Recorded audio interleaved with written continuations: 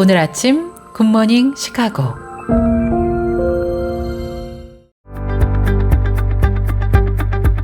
청취자 여러분 안녕하세요. 11월 27일 수요일 굿모닝 시카고 데일리 뉴스 시작합니다.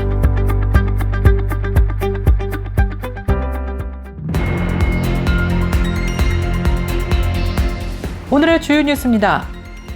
도널드 트럼프 미국 대통령 당선인이 멕시코, 캐나다, 중국에 대한 관세 부과 방침을 밝힌 가운데 미국의 식료품, 에너지 가격을 비롯한 인플레이션 압력이 심해질 수 있다는 분석이 나오고 있습니다. 중앙은행인 연방준비제도의 이번 달 통화정책회의에서 연준 의원들이 향후 금리 인하를 신중해야 할 필요가 있다는데 대체로 동의한 것으로 전해지고 있습니다. 스타벅스가 실적 부진에 허덕이면서 직원들의 보너스도 크게 줄어들 것으로 전해졌습니다. 스타벅스가 지난 9월 29일 마감된 회계 연도에서 예상보다 저조한 실적을 기록한 것으로 조사되었습니다.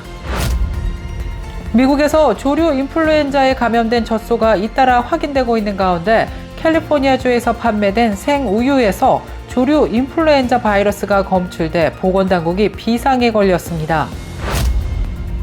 미국민들이 자의반, 타의반으로 계획보다 3년이나 빠른 62세에 가장 많이 은퇴하고 있는 것으로 조사되었습니다. 절반은 체력 한계나 건강 문제로 또 다른 절반은 해고 또는 구조조정에 따른 조기 은퇴로 나타났습니다. 지난 9월 전국 주요 도시들의 주택 가격 상승세가 다소 둔화된 것으로 조사되었습니다. 스탠더드 앤드 푸어스 다우존스 인덱스가 지난 9월 전국 내 20개 도시 기준 코오로지 케이스 실러 주택가격 지수가 1년 전 같은 달보다 4.6% 상승했다고 지난 26일 밝혔습니다. 한인 2세 학생들이 지난 23일 로힝야 난민을 돕기 위한 특별한 추수감사절 행사를 개최했다고 밝혔습니다. 오늘 굿모닝 코리아를 통해 인더 비기닝이라는 봉사단체에 대해서 좀 더 자세히 알아보겠습니다. 필그림스 신앙송 아카데미가 지난 25일 월요일 새 안디옥 교회에서 제1회 발표회를 마치고 2기 수업을 시작했다고 밝혔습니다. 이상 오늘의 주요 뉴스입니다. 첫 소식입니다. 여러분들의 가정의 식탁 물가 요즘 어떠십니까? 벌써부터 식탁 물가가 심상치 않게 오르면서 지갑 열기가 더욱 무서워졌습니다. 도널드 트럼프 대통령 당선인이 멕시코와 캐나다, 중국에 대한 관세 부과 방침을 밝힌 가운데 미국의 식료품, 에너지 가격을 비롯한 인플레이션 압력이 심해질 수 있다는 우려가 나왔습니다. 멕시코와 캐나다에 25% 관세를 부과하겠다는 트럼프 당선인의 발언과 관련해 돼지고기와 소고기, 아보카도, 테킬라 등 식료품과 주류 가격이 상승하고 향후 상품 부족 현상이 나타날 가능성도 제기되고 있습니다.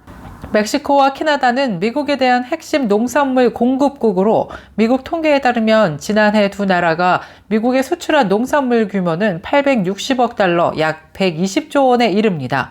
멕시코의 경우 미국 채소류 수입의 3분의 2, 과일, 견과류 수입의 절반 정도를 담당하고 있으며 멕시코산 아보카도와 오렌지 주스 등에 대한 의존도도 높은 상황입니다. 미국 원유 업계에서도 마찬가지입니다. 휘발유 가격 상승 가능성에 대해서도 우려가 나오고 있는데요. 미국의 원유 수입 가운데 절반 이상은 캐나다에서 들어오고 있으며 지난 7월에는 하루 430만 배럴로 사상 최고 수준을 찍은 바 있습니다. 중앙은행인 연방준비제도의 이번 달 통화정책회의에서 연준 위원들은 향후 금리 인하를 신중해야 할 필요가 있다는데 대체로 동의한 것으로 지난 26일 11월 연준 연방공개시장위원회 의사록에서 공개되었습니다. FOMC 의사록은 참석 의원들은 지표가 예상대로 나오면서 인플레이션이 지속적으로 2% 둔화되고 경제가 완전 고용에 가까운 상태를 유지하게 된다면 시간이 지남에 따라 점진적으로 중립적인 정책 입장으로 나아가는 게 적절하다고 예상했다라고 밝혔습니다. 스타벅스가 실적 부진에 허덕이면서 직원들의 보너스도 크게 줄어들 것으로 전해졌습니다. 스타벅스가 지난 9월 29일 마감된 회계 연도에서 예상보다 저조한 실적을 기록하면서 많은 직원들이 전체 보너스 중 60%만 받게 될 것으로 보도되고 있습니다. 블룸버그 통신은 지난 27일 스타벅스의 매출이 최근 15년 동안 2020년 코로나19 사태 때 재택근무 여파로 하락세를 보인 데 이어서 이번에도 1% 미만 증가에 그쳤다고 보도했습니다. 영업이익은 8%에 감소했다고 전했습니다. 광범위한 인플레이션 영향으로 고객들이 스타벅스를 찾는 발길이 줄어들었고 긴 대기 시간과 부정확한 주문 대응에 대한 고객 불만 등이 겹치면서 영업 부진으로 이어졌다고 블룸버그 통신은 분석해왔습니다. 미국에서 조류 인플루엔자에 감염된 젖소가 잇따라 확인되고 있는 가운데 캘리포니아주에서 판매된 생우유에서 조류 인플루엔자 바이러스가 검출돼 보건당국이 비상에 걸렸습니다. 캘리포니아주 보건당국은 지난 25일 로팜이라는 회사에서 생산된 크림탑 지방이 떠있는 생우유에서 조류 인플루엔자가 발견됐다고 밝혔습니다. 그러면서 이 제품을 먹지 말라고 경고했는데요. 해당 우유는 유통기한이 오는 27일까지인 제품으로 주 보건당국의 요청에 따라 해당 회사 제품 우유는 리콜 조치됐습니다. 한편 조류 인플루엔자 바이러스에 오염된 생우유가 시중에 유통될 경우 소비자들이 대규모로 조류 인플루엔자에 감염될 가능성을 배제할 수도 없다는 지적이 제기되고 있습니다. 보건당국은 그러나 현재까지 이 우유를 마시고 병에 걸린 사례는 없다고 설명했는데요. 생우유는 일반적으로 판매되는 우유와 달리 저온 살균 과정을 거치지 않아 유해 세균 및 바이러스가 남아있을 수 있다는 것으로도 알려졌습니다. 미국민들이 자의반 또는 타의반으로 계획보다 3년 빠른 62세에 가장 많이 은퇴하고 있는 것으로 조사됐습니다. 절반은 체력의 한계나 건강 문제로, 다른 절반은 해고 또는 구조조정에 따른 조기 은퇴로 나타났습니다. 소셜연금을 조기 신청하면서 30%나 깎이고 있는 것으로도 집계되고 있습니다. 미국민들의 은퇴와 노후 생활이 생각보다 더 악화되고 불안해지고 있는 것으로도 예상되고 있는데요. 미국민들이 가장 많이 몰려있는 은퇴 연령은 62세로 통상적인 은퇴 연령인 65세보다 3년이나 빠른 것으로 나타났습니다. 일찍 은퇴하는 미국인들의 절반은 체력의 한계를 느꼈거나 본인의 건강 문제로 자진해서 일을 그만두었다고 밝혔으며 나머지 절반은 회사로부터 해고됐거나 회사 전체의 구조조정 등으로 일찍 그만둔 것으로 조사되었습니다. 지난 9월 전국 주요 도시들의 주택가격 상승세가 다소 둔화된 것으로 나타났습니다.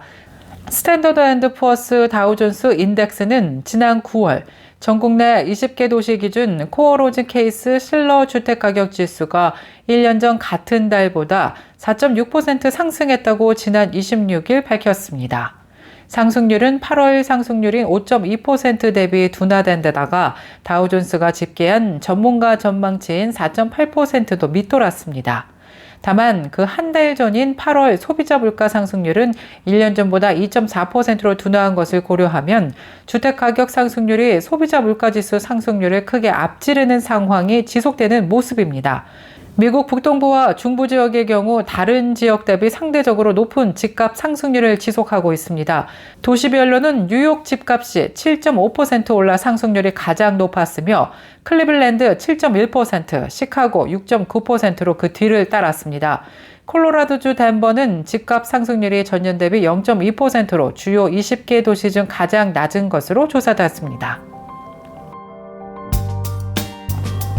계속해서 교계 소식이 이어집니다. 한인 2세 학생들이 지난 23일 로힝야 난민을 돕기 위한 특별한 추수감사절 행사를 개최했다고 합니다. 이들은 미국에 처음 온 로힝야 난민 가족들을 돕기 위해서 인더 비기닝이라는 단체를 결성해 주님의 사랑을 바탕으로 다양한 봉사활동을 펼쳐오고 있다고 합니다. 오늘 굿모닝 시카고를 통해 인더 비기닝이라는 봉사단체에 대해서 좀 더 자세히 알아보겠습니다. 프로그램 담당자이신 이수경님 전화 연결돼 있습니다. 안녕하세요. 네, 우리 시카고에 사는 이수경이라고 하고요. 하나님을 가장 사랑하기 원하는 사람입니다. 네, 이번에 아주 특별한 만남을 하시고 돌아오셨다고 하는데요. 그 봉사단체 이름이 뭔가요? 인더 비기닝입니다. 태초에 제가 무슬림 전도를 지금 다닌 지 한 7년이 됐거든요. 그런데 제가 무슬림에 관해서 원래 잘 알지는 못했는데 하나님이 몇 년 전부터 이 버마 사람들 무슬림을 제가 전도하는 가운데 보내주셨고 좀 이렇게 만나게 됐어요. 그런데 제가 잊고 있었는데 그냥 무슬림도 여러 나라 사람들이 많으니까요. 잊고 있었는데 올해 3월 달에 하나님이 다시 이런 로힝야 제노사이드라는 일이 있었거든요. 그러니까 몇 번에 걸쳐서 버마에서 버마의 족속들이 여러 가지가 있는데 민족이 여러 가지가 있는데 그 중에 무슬림 사람들은 로힝야들이에요. 대부분이 거기 버마는 국교가 불교고요. 그런데 거기서 불교 내셔널리스트들이 그리고 또 버마 군 정부에서 이 로힝야 사람들 보면은 무차별로 총으로 사살을 이렇게 죽여버리고 그리고 여자들을 다 성폭행을 하고 정말 입에 담을 수도 없을 정도로 그런 대학살이 몇 차례 있었어요. 그래서 이 사람들이 거기서 살 수가 없어서 자기네 나라도 버마도 보면은 미얀마잖아요. 전 세계에서 제일 못 사는 나라 아니면 맨날 두 번째로 못 사는 나라예요. 그런데 이들이 그 옆에 있는 못 사는 나라 방글라데시, 인도 그리고 말레이시아로 많이들 도망을 간 거죠. 거기서 살 수가 없으니까. 그래서 이렇게 흘러서 레퓨지 캠프로 들어가서 같은 무슬림 나라에 갔는데도 그 안에서 차별이 굉장히 많았어요. 네. 그래서 그들을 제가 이제 원래 몰랐는데 3월달에 어떤 계기로 하나님이 엮어주셔서 그들이 사는 곳에 가게 되고 이렇게 저 아들 데려가서 그 아이들 영어도 가르쳐주고 수학도 가르쳐주고 같이 체스도 가르쳐주고 놀아주고 워터파크도 데려가지고 그렇게 해서 시작하게 된 거예요. 와, 7년 동안을 이렇게 보이지 않는 곳에서 하나님의 사랑을 전하셨다는 게 굉장히 감동스러운 이야기인데요. 우리 청소년들하고 함께 이 봉사를 시작하셨다고요? 요즘에는요, 학교에서 어떤 고등학교는 봉사가 없으면 졸업을 못하는 학교도 있고요. 대학 갈 때 이것이 필요해요. 그래서 저희 아이도 대학은 가야 되니까, 네. 어차피 제가 무슬림하고 저는 또 북한, 하나님이 마음 주셨고, 북한 그것들도 또 하는 것들이 좀 있거든요. 네. 그래서, 저희 아들하고 같이 북한, 이렇게 우리 탈북민들, 우리 형제 자매들 그것도 하고 그리고 이렇게 무슬림 로힝야 특히 로힝야 사람들 그리고 아프가니스탄 사람들 이렇게 하고 있어요. 이 인더 비기닝이라는 봉사 단체에서 지금 몇 명의 청소년들과 봉사자들이 계시나요? 시작하기는 3월 말에 시작했어요. 3월 네네. 말에 시작했는데 학생들이 지금 한 12명? 네. 그쯤 되는 것 같고요. 엄마들은 지금 9명이에요. 저까지 포함해서. 그러면은 정기적으로 어디를 방문하세요? 저희가 배정된 가정들도 있고 저희 엄마들은 저하고 또 3명 다른 엄마들이 제가 아까 말씀드렸듯이 스테이트 아이디 하러 갔는데 글을 쓸 수도 모르고 아무것도 완전 문맹이거든요. 그래서 미국에 왔으니까 영어를 가르쳐야겠다 해갖고 알파벳은 알아야 될 거 아니겠어요? 그래갖고 하나님 마음 주셔갖고 알파벳을 가르쳐서 벌써 다 띄었어요. 9명 아줌마들이 알파벳 다 띄었고 연필 처음에 전혀 의사소통 안 되고 연필 잡을 수도 없었어요. 근데 이제는 알파벳을 띄었고 그러고서는 일주일에 한 번씩 저희가 가서 엄마들이 가서 우선 영어를 가르쳐요. 그리고 교재를 이제 기독교 교재를 하나 구입을 해가지고 파닉스라고 영어 읽는 거 그거 하는데 3주 전에 처음 엄마들한테 이거를 9명한테 배부를 했거든요. 이 책을 사서 그런데 엄마들이 너무 열심히 해요. 선생님 일주일에 2번씩 와달래요. 혹시라도 우리 로힝야 친구들 기억해 주실 수 있는 분 계시면은 기도 부탁드립니다. 이분들이 하나님 사랑 알 수 있도록 기도 부탁드립니다. 감사합니다. 네, 보이지 않는 곳에서 그렇게 돕는 손길을 보여주고 계시는 우리 이수경 선생님 너무 감사드립니다. 고맙습니다. 네, 안녕히 계세요. KCBS 날씨 정보입니다. 수요일이 오늘은 대체로 구름 낀 날씨 하루 종일 이어지겠습니다. 오늘 밤부터는 기온이 떨어지면서 내일부터 본격적인 추운 날씨가 이어지겠는데요.